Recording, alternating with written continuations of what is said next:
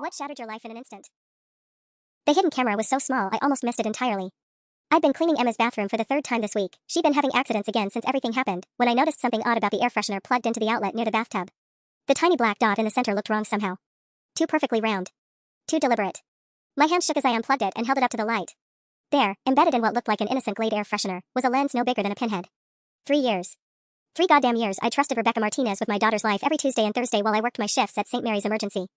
3 years of her sweet smile and, "How was your day, Miss Sarah?" when I'd come home exhausted at 7 a.m., grateful to find Emma fed, bathed, and peacefully sleeping.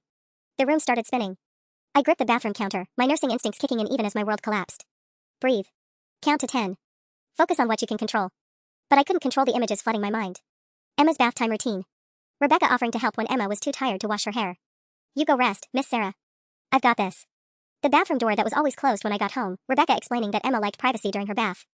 I stumbled to my bedroom and called Detective Morrison with trembling fingers. He'd given me his direct line 2 months ago when I first reported finding inappropriate photos on Emma's tablet, photos that Rebecca claimed Emma must have taken herself while playing with the camera. "Detective Morrison. It's Sarah Chen. I found something. A camera. Hidden in Emma's bathroom." Silence. Then, "Don't touch anything else. I'll be there in 20 minutes. Those 20 minutes stretched like hours. I sat on my couch, staring at that innocent-looking air freshener on my coffee table, my mind racing through every Thursday morning for the past 3 years. Every time I'd come home to find Emma unusually quiet. Every time Rebecca had volunteered to handle bath time. Every time I'd been grateful for the help. Emma was at school, safe, unaware that her mother had just discovered the full scope of her violation. My 8-year-old baby who'd stopped sleeping through the night 2 months ago. Who flinched when adults touched her unexpectedly. Who'd started wetting the bed again after being potty trained for 5 years. I thought she was just going through a phase. Adjusting to me picking up extra shifts to save for her college fund. Kids have setbacks, right? That's what Rebecca had said when I mentioned Emma's behavior changes. "She's probably just missing you more, Miss Sarah. It's normal." Normal. Nothing about this was normal. The doorbell rang exactly 21 minutes after my call. Detective Morrison stood on my porch with an evidence kit and a grim expression that told me he'd seen this before. "Where did you find it?" he asked, pulling on latex gloves. I led him to the bathroom, pointed to the outlet. "The air freshener. There's a camera inside."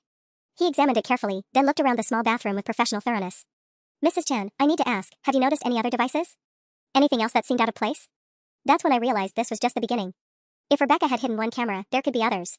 And if there were others in my home, what had she done with the footage? We found 4 more cameras. One in Emma's bedroom, disguised as a smoke detector that I'd never questioned because Rebecca had installed it herself 6 months ago. "For safety, Miss Sarah," she'd said. "You can never be too careful with children." Another in the living room, built into a decorative picture frame she'd given Emma for her birthday. A third in the hallway outside Emma's room. The fourth made me physically sick, inside a stuffed unicorn that sat on Emma's dresser, its button I replaced with a lens. Detective Morrison worked methodically, photographing everything before carefully removing each device. His partner, Detective Rodriguez, arrived with additional equipment and began dusting for fingerprints. "Mrs. Chen, I need to ask you some difficult questions," Morrison said, sealing the unicorn in an evidence bag. "Do you have any idea how long these devices might have been in place?" I tried to think through the haze of rage and nausea. The smoke detector, Rebecca installed it in February when there was that apartment fire on Elm Street. Said it made her nervous that Emma didn't have one in her bedroom. The picture frame was Emma's birthday gift in April. The unicorn. I pressed my hands to my temples. Christmas. Rebecca gave it to her for Christmas. "That's potentially 11 months of surveillance," Rodriguez said quietly, making notes. 11 months. The number hit me like a physical blow. I sank onto Emma's bed, surrounded by the violated remains of what I thought was her safe space.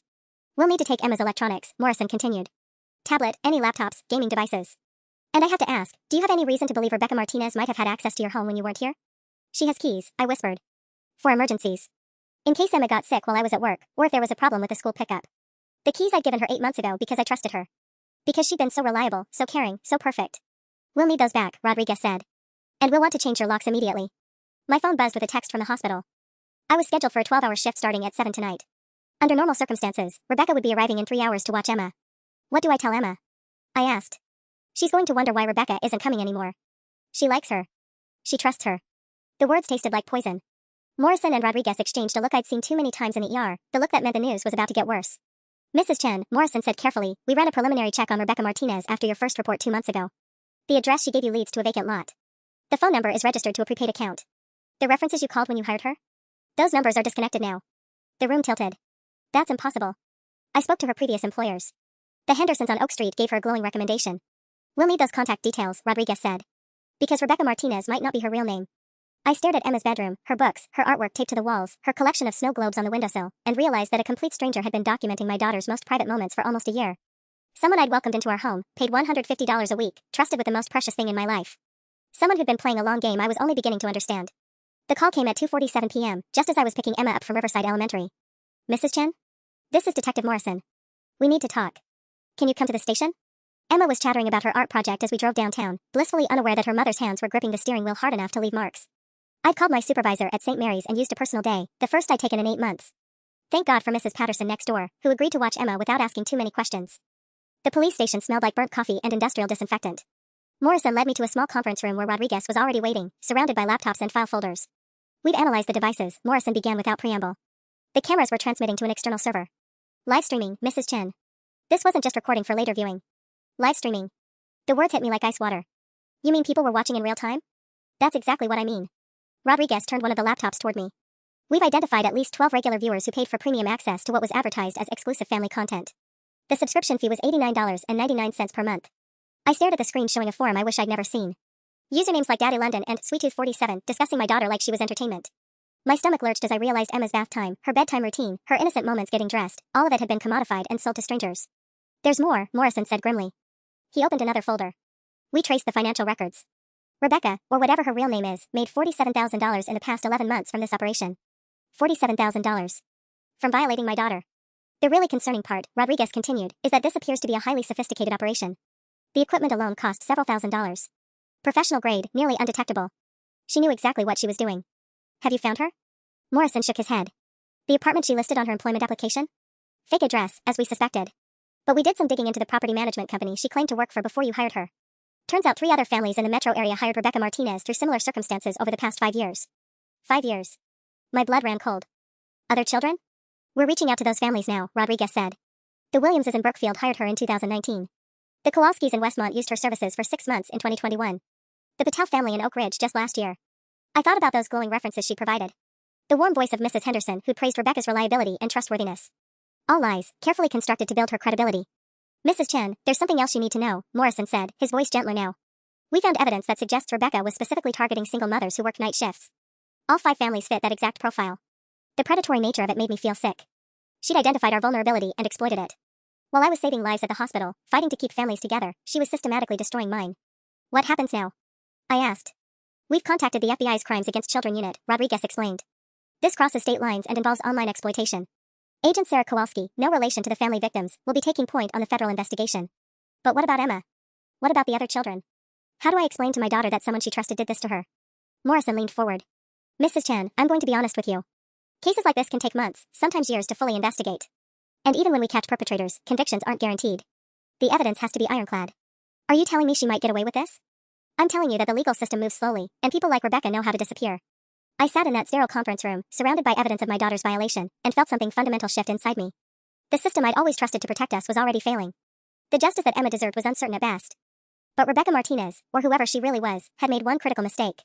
She targeted a nurse who knew how to research, how to network, and how to never give up when someone's life was on the line. I left the police station with a business card for Agent Kowalski and a growing certainty that waiting for the system to work wasn't an option. Emma deserved better than maybe and eventually. That evening, after Emma was asleep, I sat at my kitchen table with my laptop and began my own investigation. If Rebecca Martinez was a fake identity, there had to be digital breadcrumbs leading to her real one. She'd been too comfortable, too practiced. You don't build a $47,000 operation without leaving traces. I started with the families Detective Rodriguez had mentioned. A simple Google search for Williams' Brookfield babysitter led me to a local Facebook group where Jennifer Williams had posted a warning 2 years ago. Beware, babysitter Rebecca Martinez suddenly stopped showing up, left with house keys and $200 cash I'd given her for groceries. Police say there's nothing they can do. The comments on Jennifer's post were enlightening. 3 other mothers had similar experiences with babysitters who'd vanished without explanation, though they'd used different names: Rebecca Johnson, Becky Martinez, Rebecca Miller. All roughly the same physical description: 5 feet 4 inches, brown hair, late 20s, sweet smile. I found Jennifer Williams' personal Facebook profile and sent a private message at 11:43 p.m. Hi Jennifer, I'm a nurse at St. Mary's and I believe the same person who stole from you has been abusing my daughter. Could we talk? She responded within 10 minutes. OMG yes. I've been wondering about that woman for 2 years. My daughter Sophia still asks about Miss Becky. By midnight, I had phone numbers for Jennifer Williams and 2 other mothers, Angela Kowalski and Priya Patel. We arranged a conference call for Friday evening after my shift. The next morning brought devastating news. Agent Kowalski called while I was driving Emma to school. Mrs. Chen, I need to inform you that we've hit a significant roadblock. The server hosting the live streams was located in Romania, and it's been wiped clean. No footage, no subscriber lists, no financial records. I pulled into the school parking lot and watched Emma skip toward the building, her backpack bouncing with each step. So innocent. So trusting. What does that mean for the case? It means our digital evidence is limited to the physical cameras you found. Without the online component, it's going to be much harder to prove intent to distribute. But you have the cameras. You have proof she was recording Emma. We do. But Rebecca's lawyer could argue she was monitoring for safety purposes. Without the financial records showing she was selling access, without the footage itself, we're looking at significantly reduced charges. Possibly just unlawful surveillance, which is a misdemeanor in this state. A misdemeanor. For 11 months of violating my daughter's privacy. For selling her innocence to predators online. There's something else, Agent Kowalski continued. We located Rebecca Martinez this morning. She's in Phoenix, Arizona, and she's already working for a new family. My blood turned to ice. Working with children? Twin girls, ages 6 and 7. Their mother hired her 3 weeks ago through a local nanny service. We've contacted Phoenix PD and they're coordinating with us, but what? She hasn't technically committed a crime in Arizona yet. We can question her, but we can't arrest her unless we have stronger evidence from your case. I sat in my car in the school parking lot, watching other parents drop off their children, and realized that right now, somewhere in Phoenix, another mother was trusting this woman with her babies. That afternoon, I did something that would have been unthinkable just a week ago. I called in sick to work, a complete lie, and drove 6 hours to Brookfield to meet Jennifer Williams face to face. Jennifer was waiting at a Starbucks on Main Street, and I recognized the haunted look in her eyes immediately. It was the same expression I'd been seeing in my own mirror. I brought everything, she said, sliding a manila folder across the table. Photos, text messages, the fake references she provided. I kept it all because something felt wrong, but the police said there wasn't enough evidence to pursue anything. I opened the folder and felt my heart stop. The woman in Jennifer's photos wasn't Rebecca Martinez. It was the same person, but her hair was shorter and blonde instead of brown. She looked younger somehow, but those eyes were unmistakable. The smile that had fooled me for 3 years. Jennifer, I said slowly, the woman who worked for me looked different. Same person, but different appearance. Jennifer leaned forward. That's not even the strangest part. After she disappeared, I found out that the nanny service I hired her through? It doesn't exist anymore. The website's gone, the phone number's disconnected. It's like she created an entire fake company just to get credibility. I thought about the meticulous planning that level of deception required. This wasn't opportunistic crime, this was a calculated predator who'd been perfecting her system for years. My phone buzzed with a text from an unknown number. We need to talk. This is Angela Kowalski, Westmont family. Found your number from Jennifer. Rebecca took something from my house when she left. Something that might help your case. I met Angela Kowalski at a 24-hour diner off Highway 12, halfway between our cities. She looked like she hadn't slept in weeks, dark circles under her eyes, hands that wouldn't stop fidgeting with her coffee cup. When she saw me walk in, recognition flashed across her face. You have that same look, she said without preamble as I slid into the booth across from her. Like someone ripped your world apart and you're trying to hold the pieces together with duct tape. Angela was older than Jennifer and me, probably mid-40s, with graying hair and the no-nonsense demeanor of someone who'd seen too much. She worked as a paralegal, which explained the methodical way she'd organized everything she brought. Tell me about what Rebecca took, I said, accepting the cup of coffee she'd already ordered for me. Angela opened a briefcase and pulled out a thick folder. My son Michael is autistic. High-functioning, but he has this thing about electronics, taking them apart, understanding how they work. After Rebecca disappeared, he kept asking about the pretty camera in his sister's room. My stomach dropped. Camera? I thought he was confused. Rebecca had given both kids these little digital cameras for Christmas, kid-friendly ones with big buttons. But Michael kept insisting there was another camera, one that Rebecca told him was special and just for keeping Emma safe. Emma. My daughter's name. She used my daughter's name? Angela nodded grimly. When I pressed Michael about it, he showed me where the camera had been. Inside a night light that Rebecca had plugged in near my daughter's bed. When I looked closer, I found screw holes where something had been mounted inside. She'd removed it before she left. She slid a photograph across the table. But Michael is very observant. He drew this the day after Rebecca left. The drawing was in crayon, but detailed enough to make me nauseous. It showed a night light with wires coming out of it, connected to what looked like a small box. In a 7-year-old's handwriting, Michael had labeled it Miss Becky's secret camera for keeping Emma safe. There's more, Angela continued. My background is in legal research, so I started digging after the police basically told me to forget about it. Rebecca, or whatever her real name is, she's been doing this for longer than we thought. She opened her laptop and turned it toward me. On the screen was a spreadsheet with dates, cities, and family names going back 7 years. Portland, Oregon, 2017, she read. Family hired babysitter named Rebecca Johnson. Disappeared after 4 months with house keys and personal information. Salt Lake City, 2018. Same pattern, different name, Rebecca Miller. Denver, 2019. Rebecca Martinez resurfaces. I stared at the data, feeling sick. How did you find all this? Parent Facebook groups, local news reports about missing persons, employment fraud complaints. She's left a trail, but it's scattered across multiple states and jurisdictions. No one was connecting the dots. Angela clicked to another tab. But here's what really scared me. I found this forum post from a mother in Boise, Idaho, dated 6 months ago. The post made my blood run cold. Warning, babysitter named Rebecca Martinez disappeared suddenly. 3 weeks later, my 6-year-old daughter started having nightmares about the camera games Miss Rebecca taught her. When I asked what camera games meant, she said it was a secret and she'd get in trouble for telling. Police say they need more evidence to investigate. Camera games, I whispered. It gets worse, Angela said, her voice dropping. I reached out to that mother, Lisa Chen. No relation to you, different spelling. Her daughter finally opened up about what Rebecca had been doing. She'd been teaching the kids that the cameras were for safety but that they had to keep it secret because other adults wouldn't understand. The manipulation was even deeper than I'd imagined. Rebecca hadn't just been filming children, she'd been grooming them to participate in their own exploitation. I've documented 12 families across 6 states, Angela continued. Always single mothers, always night shift workers, always children between ages 5 and 9. She's been refining her target profile for years. My phone rang. Agent Kowalski. Mrs. Chen, we have a problem. Rebecca Martinez, real name Rebecca Catherine Phillips, was released on bail 2 hours ago. Her lawyer argued she was a flight risk, but the judge set bail at $50,000. Someone paid it immediately. Who? We don't know. Cash payment, delivered by a bonding company. But here's the thing, Phoenix PD lost surveillance on her. She's disappeared again. I looked across the table at Angela, who'd been listening to every word. Her expression mirrored my own growing terror. Agent Kowalski, I said, I'm with one of the other mothers right now. We have evidence of at least 12 families across 6 states. This isn't just about my daughter anymore. The silence on the other end stretched too long. Mrs. Chen, I need you to send me everything immediately. If Rebecca Phillips has been operating this extensively, we're not just dealing with exploitation charges. We're looking at a federal child trafficking investigation. The FBI field office in downtown felt like a fortress, all concrete and bulletproof glass, designed to keep dangerous people locked away from the world. But as I sat in Agent Kowalski's sterile conference room at 9:15 a.m. on a gray Thursday morning, I realized the most dangerous person was still out there, probably charming her way into another family's trust. We've identified 17 families now, Agent Kowalski said, spreading photographs across the table like a deck of cards. Each photo showed the same woman with slight variations, different hair colors, different styling, but always that same practiced smile. Rebecca Phillips has been operating under 7 different identities across 9 states. Angela sat beside me, her paralegal training evident in the way she'd organized her research into color-coded binders. We'd driven here together after spending the previous night cross-referencing victim families with employment records Angela had somehow accessed through her legal contacts. The pattern is even more sophisticated than we initially thought, Agent Kowalski continued. She creates entire fake employment histories, complete with references who are actually accomplices. When we traced the phone numbers for her previous employers, 3 of them led back to the same woman in Tampa, someone named Victoria Ashford who's been running reference scams for childcare workers since 2019. My phone buzzed with a text from Mrs. Patterson, Emma asking when Miss Rebecca is coming back. What should I tell her? I'd been dreading this moment. Emma had been asking about Rebecca every day since she'd stopped coming. To my 8-year-old daughter, Rebecca wasn't a predator, she was the nice lady who helped with homework and made pancakes shaped like hearts. Mrs. Chen? Agent Kowalski's voice pulled me back. I asked if you'd noticed any behavioral changes in Emma before you discovered the cameras. Yes, I said, forcing myself to focus. She started wetting the bed again in March. Nightmares about strangers in the house. She wouldn't tell me details, just kept saying she felt like someone was always watching her. Because someone was. Dozens of strangers, paying $89.99 a month for access to my daughter's private moments. The psychological manipulation is consistent across all victims, Agent Kowalski said. Rebecca would introduce the surveillance equipment gradually, normalizing it as safety measures. Several children reported that she called it the protection game, teaching them that the cameras would keep them safe from bad strangers, but only if they kept it secret from their parents. Angela opened one of her binders. I've been in contact with 8 of the victim families. The financial damage alone is staggering. Rebecca stole an average of $3,400 from each household through various means. Fake emergencies requiring cash, expensive educational supplies for the children, even forged signatures on credit applications. She tried to get me to co-sign a car loan for her, I said, remembering. Last month. Said her credit was frozen due to identity theft, and she needed reliable transportation to keep working for us. I almost did it. That's actually how we caught her first break in the case, Agent Kowalski said. The car dealership in Phoenix kept copies of the credit application she submitted using a stolen social security number. Her fingerprints were all over the paperwork. A knock on the conference room door interrupted us. A younger agent entered, carrying a laptop and wearing the grim expression I'd learned meant bad news. Agent Kowalski, we have a development. Rebecca Phillips contacted her bail bondsman 3 hours ago requesting permission to visit her dying grandmother in Portland, Oregon. The bondsman approved temporary travel.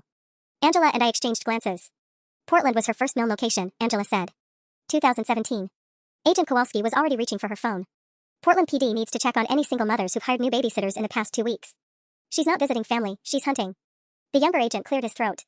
There's more. We intercepted communications suggesting she's not working alone anymore. The server hosting the video streams? It's back online, advertising new exclusive content featuring Pacific Northwest families. The room went silent except for the hum of fluorescent lights. I thought about some mother in Portland right now, probably at work, trusting a woman named Rebecca something to care for her children. A mother who had no idea that her babysitter was already planning her family's exploitation. How long before you can arrest her? I asked. We need to catch her in the act, Agent Kowalski said. Right now we have evidence of what she did to your families, but her lawyers are claiming it was isolated incidents. If we can prove she's actively engaged in ongoing criminal enterprise. You want to use another child as bait, Angela said flatly. We want to prevent another child from becoming a victim while building an airtight case. My nursing instincts rebelled against the idea. You don't treat a patient by letting the infection spread. You cut it out immediately, aggressively, completely. But I was beginning to understand that the law doesn't work like medicine. Sometimes the cure takes longer than the patient can survive. That's when I realized I couldn't wait for the system to save Emma, or the children Rebecca was already targeting in Portland. I was going to have to save them myself. The call came at 2:17 a.m., jarring me awake from the first decent sleep I'd had in weeks. Emma stirred in my bed. She'd been sleeping with me since the cameras were found, too terrified to be alone in her room. Mrs. Chen? This is Detective Sarah Walsh, Portland PD. Agent Kowalski asked me to contact you immediately. I slipped out of bed and padded to the kitchen, my heart already racing. Did you find Rebecca? We found something else. A mother named Jessica Kim hired a babysitter 3 days ago through a service called Pacific Childcare Solutions. The babysitter's name is Rebecca Johnson, matches the physical description perfectly. But here's the thing, Mrs. Kim called us tonight because her 5-year-old son told her about the special safety cameras the new babysitter showed him. My blood went cold. She's already started. It gets worse. We did surveillance on the address Mrs. Kim provided for the babysitting service. It's a UPS store. But the interesting part? The box was rented by someone using your daughter's full name and birth date as identification. I gripped the phone tighter. What do you mean? Emma Marie Chen, born April 15, 2015. Rebecca Phillips used her daughter's personal information to establish her fake business in Portland. She's been planning this for months. The violation felt fresh and raw, like discovering the cameras all over again. Rebecca hadn't just exploited Emma, she'd stolen her identity to create new hunting grounds. There's something else, Detective Walsh continued. We found Rebecca's location. She's renting a room in a house owned by Martha and David Kim, no relation to the victim family, on Burnside Street. The homeowners had no idea who she really was. They knew her as Rebecca Johnson, a traveling nurse looking for temporary housing. A traveling nurse. She'd mimicked my profession to gain credibility. Are you arresting her? That's the problem. She's not there. According to the homeowners, she left yesterday afternoon with 2 suitcases and said she'd gotten a family emergency call. But Mrs. Chen, we found her room, and you need to know what was in it. I waited, dreading the answer. Detailed files on 43 families across 12 states. Names, addresses, work schedules, financial information, children's ages, and photographs. She's been building a database of potential targets for years. Your family's file was the thickest. She'd been researching you for 6 months before she applied to work for you. 6 months. She'd been stalking us before I'd ever heard her name. Detective Walsh, was Jessica Kim's family in those files? First page of a new binder labeled Portland Operations. But here's what really concerns us. There were 17 other Portland area families documented in detail. She wasn't just planning to target the Kims. She was setting up an entire operation. I thought about 17 other mothers like me, probably working night shifts right now, unaware that their families were being hunted by a predator who knew their schedules, their vulnerabilities, their children's routines. Have you warned them? We're making contact with each family today. But Mrs. Chen, there's something else you need to know. We found evidence that Rebecca has been communicating with other people involved in this type of exploitation. She's part of a network. A network. This wasn't just one sick woman, it was an organized conspiracy. How many others? We're still analyzing the communications, but at least 6 other individuals across 4 states. They share information about targets, techniques, even trade footage. Mrs. Chen, your daughter's case isn't isolated. It's part of something much bigger. I sank into a kitchen chair, feeling the weight of it all. Emma wasn't just Rebecca's victim, she was part of a systematic operation that was probably targeting dozens of other children right now. What can I do? Agent Kowalski wants to meet with you and the other victim families tomorrow. There's a possibility of coordinating a federal task force, but what? These people are extremely sophisticated. They have lawyers, money, and experience evading prosecution. The conviction rate for cases like this is less than 30%. 30%. Those odds weren't acceptable when Emma's healing was at stake. After Detective Walsh hung up, I stood in my dark kitchen and made a decision that would change everything. If the system could only deliver justice 30% of the time, I was going to have to create my own odds. I started with the basics that night, employment verification. As an ER nurse, I had access to medical databases that most people didn't even know existed. The National Practitioner Data Bank, state licensing boards, background check systems that hospitals used for credentialing. Rebecca Phillips, her real name, had never been a nurse. But she'd been smart about her lies. The fake references she provided weren't random names. They were real healthcare administrators whose contact information she'd somehow obtained and spoofed. At 3:47 a.m., I submitted a fraud report to the Oregon State Board of Nursing, claiming that someone using Rebecca's social security number had attempted to obtain nursing credentials under false pretenses. It wasn't technically true yet, but Detective Walsh had confirmed Rebecca was telling Portland families she was a traveling nurse. By morning, any legitimate healthcare facility that ran a background check on Rebecca Phillips would find a red flag in the system. But I was just getting started. The victim families had been sharing information through a private Facebook group Angela created called Safe Families Network. By Thursday evening, we had 12 mothers from across 6 states documenting Rebecca's crimes with a level of detail that impressed even Agent Kowalski. That's when I learned something that made my blood boil. She's done this before, posted Maria Santos from Denver. I found court records from 2016. Rebecca Phillips was arrested in Nevada for child endangerment, but the charges were dropped when the victim's family moved out of state and stopped cooperating. Jennifer Williams responded immediately, same pattern in Utah, 2018. Different name, Rebecca Johnson, but same MO, case dismissed due to insufficient evidence. The system hadn't just failed us. It had been failing families for years while Rebecca refined her methods and expanded her operation. Angela had been busy too. Using her paralegal access, she discovered that Rebecca had filed for business licenses in 3 states under various names, all related to childcare services. She's been planning to franchise this, Angela wrote in the group chat. There are bank records showing she's been training other women to do exactly what she did to us. That's when I realized we weren't just fighting for justice, we were trying to stop an epidemic. Friday morning brought the news I'd been dreading. Agent Kowalski called while I was getting Emma ready for school. Rebecca Phillips has disappeared again. Portland PD found her rental house cleaned out. But Mrs. Chen, we traced her cell phone before she turned it off.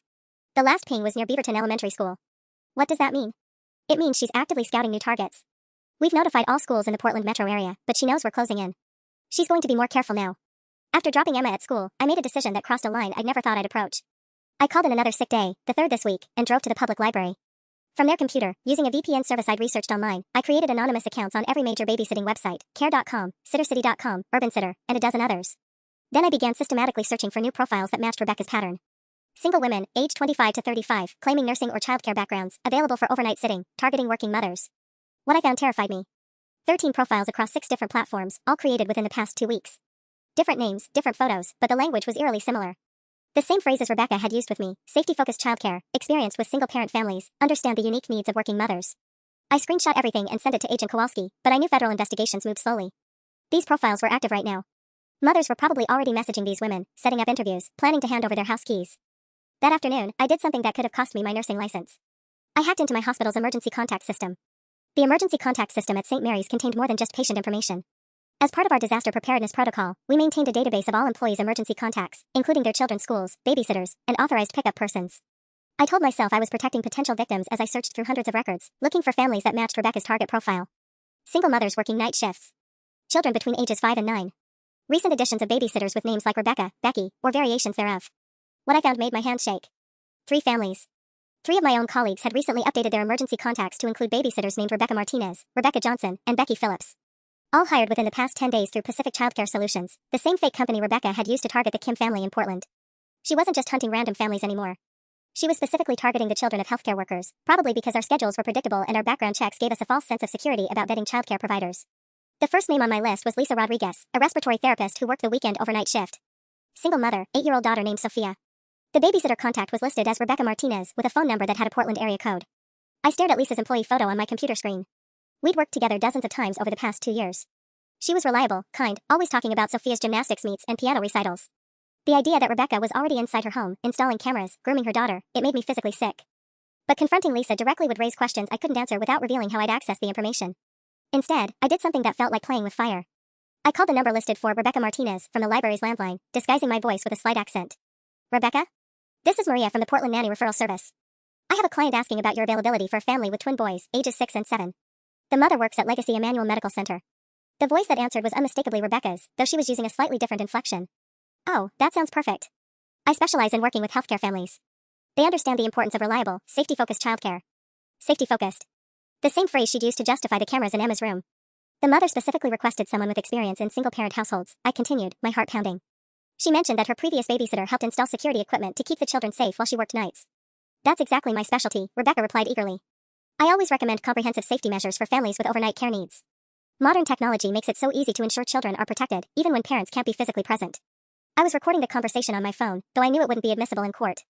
But hearing Rebecca describe her surveillance equipment as safety measures while actively hunting new victims filled me with a rage so pure it felt like clarity. I'll need to run a background check, of course, I said. Could you provide your social security number and current address? There was a pause. I'm actually in transition between permanent addresses right now. Could we meet in person instead? I find that families prefer face-to-face interviews anyway. It builds trust. Trust. The word tasted like poison coming from her mouth. Of course. Would Saturday work? Say, 2 p.m. at Pioneer Courthouse Square? Perfect. How will I recognize the mother? She'll be wearing a red scarf and carrying a copy of Parenting magazine. After hanging up, I sat in the library parking lot for 20 minutes, trying to process what I'd just done. I'd arranged to meet a federal fugitive in a public place, using a fake identity, without telling law enforcement. But I'd also potentially saved Sophia Rodriguez and those twin boys from months of violation and trauma. My phone buzzed with a text from Emma's teacher. Emma seems upset today. She asked to call you during lunch but wouldn't say why. Everything okay at home? Everything was not okay at home. Nothing had been okay since I'd found that first camera. But Emma was safe now, and I was going to make sure she stayed that way. Even if it meant crossing lines I'd never imagined crossing. The meeting at Pioneer Courthouse Square never happened. At 1:47 p.m. on Saturday, 13 minutes before I was supposed to confront Rebecca face-to-face, Agent Kowalski called with news that made my blood run cold. Mrs. Chen, we have Rebecca Phillips in custody. I sat in my car across from the square, watching families with young children feed pigeons near the fountain, and felt a mixture of relief and disappointment. Where did you find her? That's the problem. She turned herself into Portland PD an hour ago with a lawyer. Claims she's been the victim of identity theft and wants to cooperate with our investigation. Identity theft. Of course she'd have an exit strategy. Agent Kowalski, that's impossible. I spoke with her yesterday. She was actively trying to target new families. Silence on the other end. Mrs. Chen, what do you mean you spoke with her? My stomach dropped. I just admitted to conducting my own investigation, something that could jeopardize the entire federal case. I may have made some calls trying to protect other families. What kind of calls? Agent Kowalski's voice had gone dangerously quiet. Before I could answer, my phone buzzed with another call. Detective Walsh from Portland PD. Agent Kowalski, I need to take this. It might be related. Mrs. Chen, Detective Walsh said without preamble, we have a problem. Rebecca Phillips is claiming that someone has been impersonating her and harassing families in Portland. She's provided her lawyer with recordings of someone using her name to set up fake meetings. My heart stopped. She'd recorded our conversation. Somehow, Rebecca had known exactly who I was and had been playing me the entire time. There's more, Detective Walsh continued. Her lawyer is claiming that Rebecca has been trying to help us catch the real perpetrator. They're saying she only fled to Portland because she was being stalked by vigilante family members who were threatening her safety. I switched back to Agent Kowalski. She played us. Rebecca knew I was investigating her and she's using it to claim she's the victim. Mrs. Chen, I need you to come to the Portland FBI field office immediately. And I strongly suggest you bring a lawyer. The drive to Portland felt like the longest 3 hours of my life. I kept thinking about Emma, safely at Mrs. Patterson's house, completely unaware that her mother might be about to destroy any chance of getting justice for what had been done to her. The FBI field office was a maze of corridors and security checkpoints that eventually led to a conference room where Agent Kowalski was waiting with a stack of file folders and a grim expression. Before we begin, she said, I need you to understand that your unauthorized investigation has created serious complications for our case. She opened the first folder, revealing transcripts of the phone conversation I'd had with Rebecca. Seeing my own words typed out in official FBI formatting made the reality hit me. I potentially helped a child predator build her defense. Rebecca's lawyer is arguing that she's been the victim of a coordinated harassment campaign by the family she used to work for. They're claiming that any evidence we've gathered could be the result of tampering or fabrication by emotionally compromised parents. That's insane. What about the cameras? What about the financial records Angela found? Her lawyer claims the cameras were safety equipment that she installed at the request of paranoid parents. Without the server data showing she was selling access, we can't prove intent to exploit. Agent Kowalski opened another folder. The financial irregularities? Her lawyer says she was helping financially struggling single mothers by co-signing loans and providing emergency cash assistance. They have forged documents suggesting some families approached her for help. I stared at the carefully constructed lies, recognizing Rebecca's methodical planning. She'd been building her defense for years, creating paper trails that painted her as a helpful caregiver instead of a predator. What about the other families? The pattern across multiple states? Each family signed confidentiality agreements as part of civil settlements. Angela's research violated those agreements, so most of it can't be used in court. The room felt like it was closing in around me. Are you telling me she's going to get away with this? Agent Kowalski's expression softened slightly. I'm telling you that people like Rebecca Phillips are experts at manipulating systems designed to protect children. They know exactly how far they can go without crossing lines that guarantee conviction. My phone rang. Emma's ringtone, you are my sunshine. Mommy? Emma's voice was small and scared. Mrs. Patterson says there are reporters outside asking about Miss Rebecca. I'm confused. Did Miss Rebecca do something bad? I looked at Agent Kowalski, who nodded grimly. Mrs. Chen, Rebecca's lawyer held a press conference an hour ago. They're claiming she's the victim of a witch hunt by unstable parents. The story is already hitting local news. Outside the conference room window, I could see downtown Portland buzzing with normal Saturday afternoon activity. Families shopping, couples having lunch, children playing in parks. Normal life, continuing while my daughter's trauma was being twisted into her abuser's redemption story.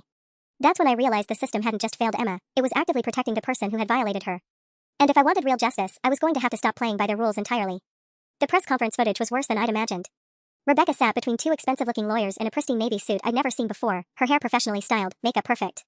She looked like a concerned citizen, not a predator. The woman who'd violated my daughter for 11 months had somehow transformed herself into a victim. My client has been terrorized by a group of unstable individuals who blame her for their own parenting failures, the lead attorney was saying. Ms. Phillips installed security equipment at the explicit request of paranoid mothers who were convinced strangers were watching their children. When their delusions escalated, they turned on the person who'd been trying to help them. The camera panned to Rebecca, who dabbed at her eyes with a tissue. I just wanted to keep those beautiful children safe. I never imagined that trying to help would lead to this nightmare. I watched from my hotel room in Portland, my laptop balanced on my knees, feeling physically sick.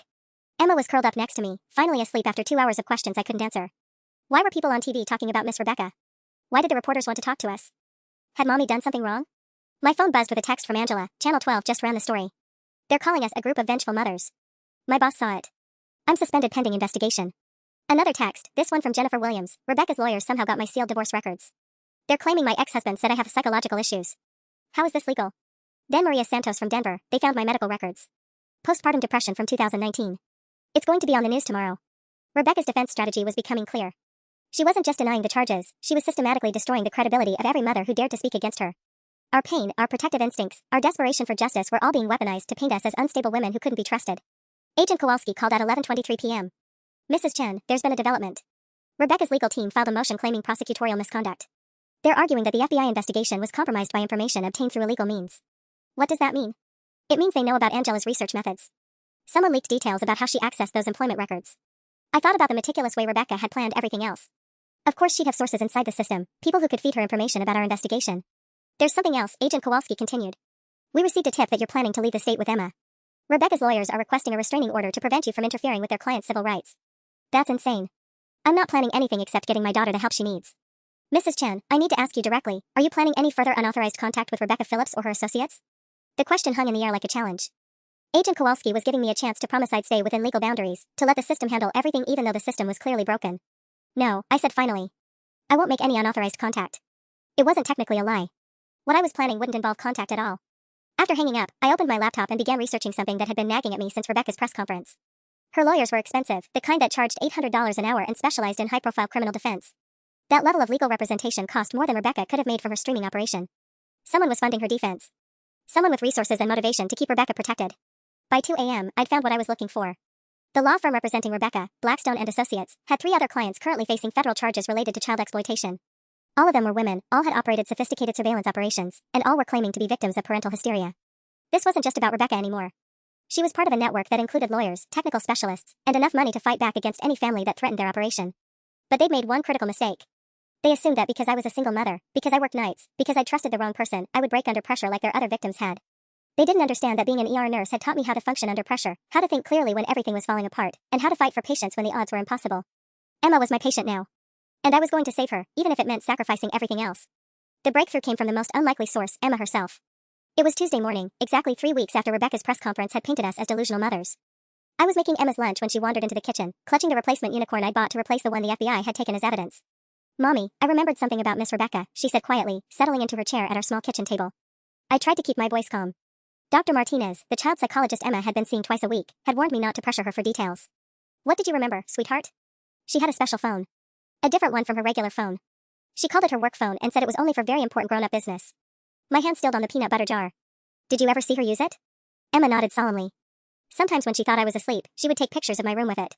But she made me promise never to tell you because it would hurt your feelings that she was helping keep me extra safe while you were at work." The manipulation in that statement made my stomach turn, but I forced myself to focus on what mattered. Emma was finally talking about details that could matter. "Do you remember anything else about the work phone? What color it was, or?" "It was red. Like, bright red. And it had a really thick case on it. Miss Rebecca said it was special because it could take pictures even in the dark without using a flash. A red phone with night vision capabilities. Professional surveillance equipment disguised as a regular cell phone. After dropping Emma at school, I called Detective Morrison from the parking lot. My daughter just told me Rebecca had a second phone, red, with specialized camera equipment. Did you find anything like that when you searched her belongings?" "Mrs. Chen, we never found a second phone. Her lawyer turned over one iPhone during discovery, but it had been factory reset. No data recovery possible. This was a different device. Red case, night vision camera. I'll add it to our evidence list, but honestly, unless we can locate that specific phone." The line trailed off, but I understood. Without the device itself, Emma's testimony about its special work phone would just be another detail Rebecca's lawyers could twist into childhood imagination. That afternoon, I made a decision that terrified me. I drove to the Westmont Public Library, 2 towns over from where anyone might recognize me, and used their computers to access something I'd been avoiding, the dark web forums Angela had discovered during her research. Using the Tor browser and a VPN, I navigated to the forum where Rebecca had been selling access to Emma's footage. The main site had been taken down, but cached pages were still accessible through specialized search engines. What I found made me physically ill, but it also gave me hope. The forum users had been careless. In their discussions about premium family content, they'd posted screenshots that included metadata, technical information embedded in image files that could reveal when and where photos were taken, and crucially, what device had captured them. 3 screenshots from Emma's room contained metadata showing they were captured with a device identified as Redeye_Pro_2021, a specialized surveillance camera designed to look like a smartphone. More importantly, the metadata included GPS coordinates. Not just for my house, but for 17 other locations across 6 states. Rebecca hadn't just used the device to film Emma, she'd been documenting all of her victims with the same equipment. I screenshot everything, saved it to an encrypted drive, and spent the next hour researching the Redeye Pro 2021. It was military-grade surveillance equipment, costing $3,400 per unit, only available through specialized law enforcement suppliers. Someone with serious resources had equipped Rebecca with professional-grade gear. But the most important discovery came when I cross-referenced the GPS coordinates with the addresses of Rebecca's known victims. 2 of the coordinates didn't match any families from our victim group. Rebecca had been operating at 2 additional locations that law enforcement didn't know about. I was staring at evidence of 2 more families whose children had been violated, but who had never come forward. Either they didn't know what had happened, or Rebecca's network had found ways to silence them. My phone rang, jarring me from my research. It was Mrs. Patterson. "Sarah, dear, you need to come home right now. There's been some kind of mix-up at Emma's school. They're saying someone called claiming to be Emma's aunt and tried to sign her out early."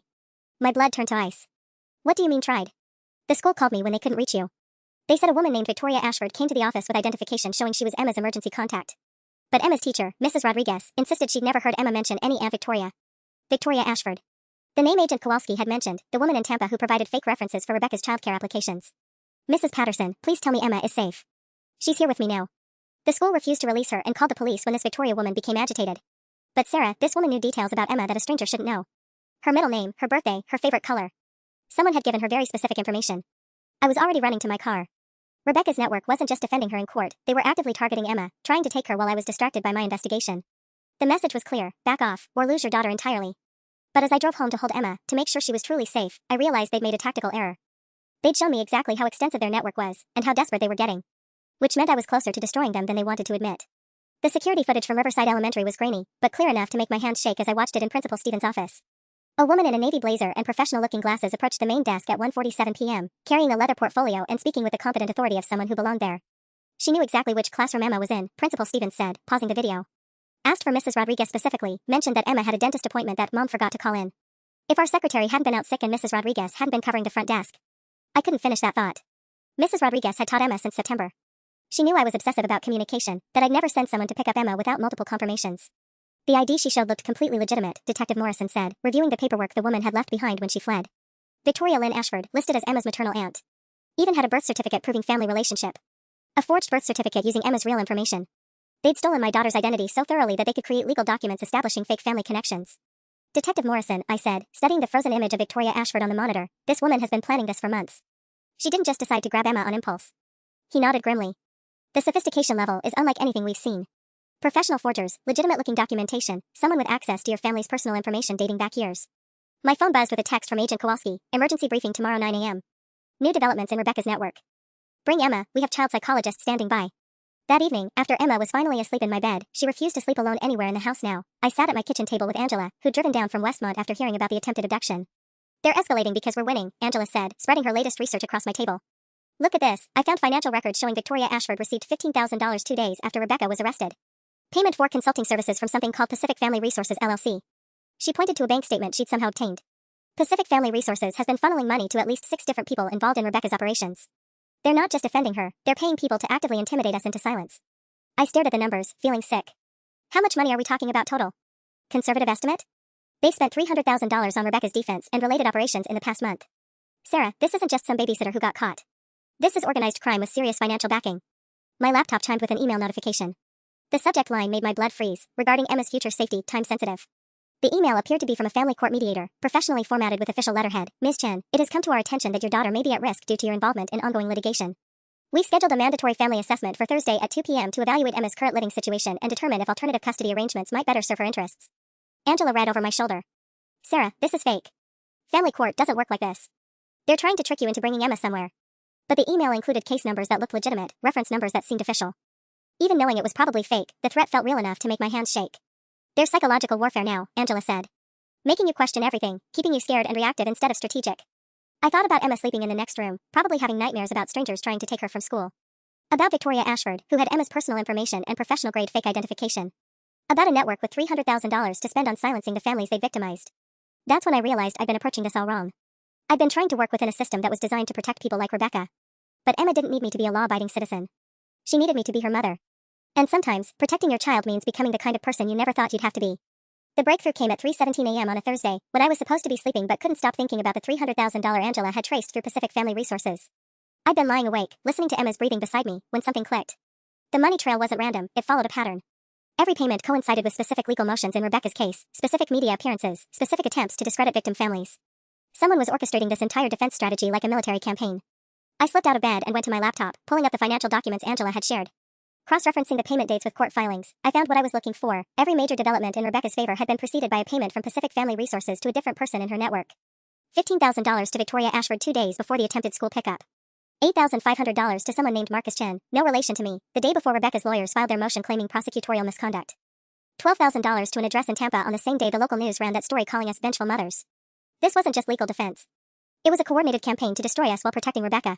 But the most interesting payment was the largest one, $47,000 to Blackstone and Associates on the same day Rebecca had supposedly made $47,000 from selling access to Emma's footage.